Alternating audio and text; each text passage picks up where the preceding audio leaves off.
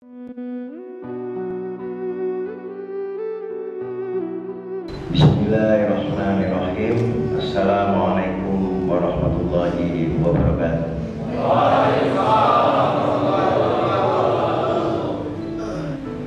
Asyhadu an la ilaha illallah wahdahu la syarika lah wa asyhadu anna Muhammadan abduhu wa rasuluhu la nabiyya ba'dah. Hadirin anak-anakku sekalian, sebagai umat Rasulullah, tentu kita mengharapkan kebahagiaan dunia dan akhirat.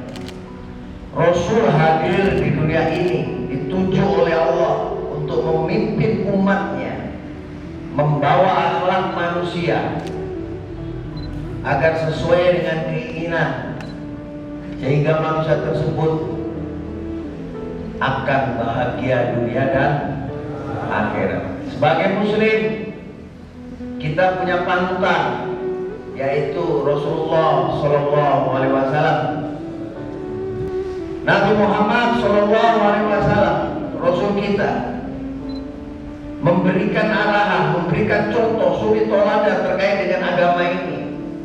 Beliau tidak pernah memberikan kekerasan untuk memerintahkan kepada umatnya melakukan ibadah, tetapi selalu mengawali dengan contoh dan suri teladan. Contoh dan suri teladan. Ada 7 kebiasaan Rasulullah yang kita bisa ikuti. Yang pertama, bagi kita laki-laki ini yang ada di tempat ini, kita dianjurkan untuk selalu melaksanakan sholat berjamaah di masjid, terutama ketika subuh dan isya. Rasul bersabda, seandainya manusia tahu betapa besar pahala orang-orang yang melaksanakan sholat subuh berjamaah, maka niscaya dia akan menyeret kakinya walaupun dalam kondisi sedang sakit. Betapa besar pahala orang-orang yang sholat berjamaah sholat subuh.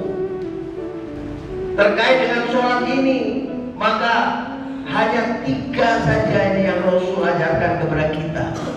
Tertib yang pertama, ketika adzan dikumandangkan, itu adalah waktu terbaik. Kenapa Rasul selalu menyampaikan segera lakukan sholat? Waktu yang terbaik adalah ketika kita mendengar adzan, ketika adzan dikumandangkan. Karena kita tidak tahu apa yang terjadi, misteri kehidupan, misteri of life. Apa yang akan terjadi ini nanti 5 menit yang akan datang ini, 2 detik, 3 detik, 1 jam. Apakah kita masih hidup? Belum tentu. Tertib yang kedua, tertib tempat. Waktu tempat. Tempatnya di mana? Di mana adzan dikumandangkan. Itulah waktu atau tempat terbaik. Bisa di masjid, bisa di langgar, di surau-surau, tapi yang terbaik adalah di tempat. Tertib yang ketiga, maka Rasul mengajarkan kepada kita adalah tertib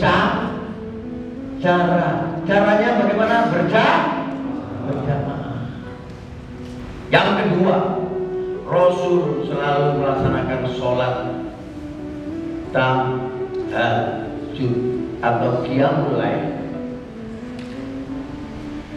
Satu-satunya ibadah sunnah yang Allah perintahkan di Al-Quran adalah sholat qiyamul lail. Yang lain ibadah sunnah setelah itu Nabi yang ngajarin. Tapi khusus sholat tahajudnya Allah perintahkan sendiri. Ada beberapa keutamaan orang yang melaksanakan sholat tahajud. Yang pertama, Allah akan bimbing apa yang akan kita kerjakan besok hari. Kita akan dibimbing, nanti kamu gini.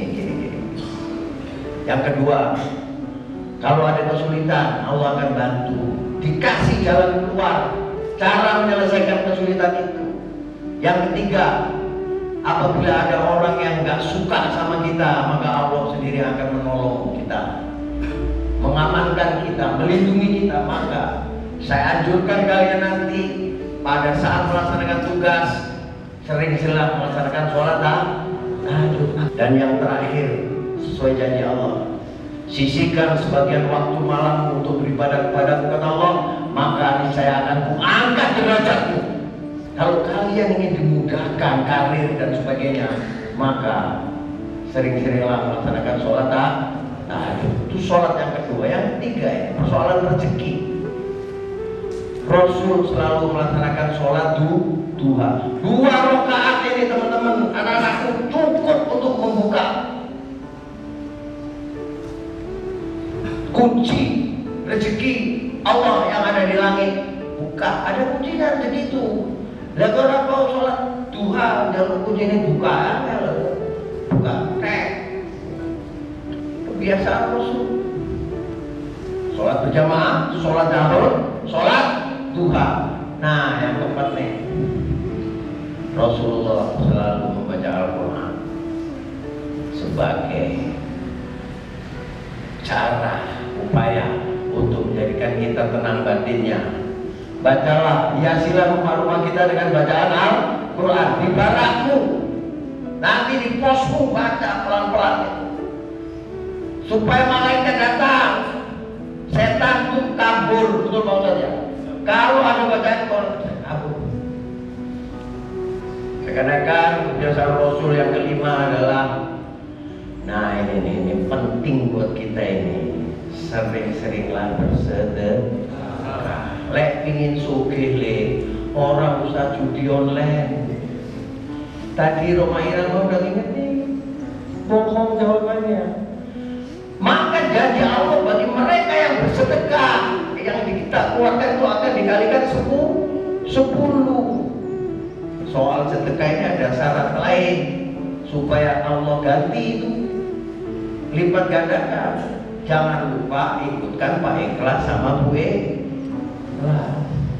Ikhlas karena Allah. Sama satu lagi Pak Yakin dengan Bu Yakin Allah akan ganti. Satu-satunya zat yang tidak pernah bohong itu Allah. Amalan Rasul yang keenam adalah selalu menjaga wudu. Nah, ini ilmunya Panglima Jenderal Sudirman. Waktu itu Panglima Jenderal Sudirman sudah dikepung sama Belanda. Ada pengkhianat yang menunjukkan di situ Pak Sudirman, dicari, dikepunglah tempat itu, dicek masuk ke dalam. Panglima Jenderal Sudirman mengajak para pengikutnya untuk berzikir. Ini Sudirman, bukan.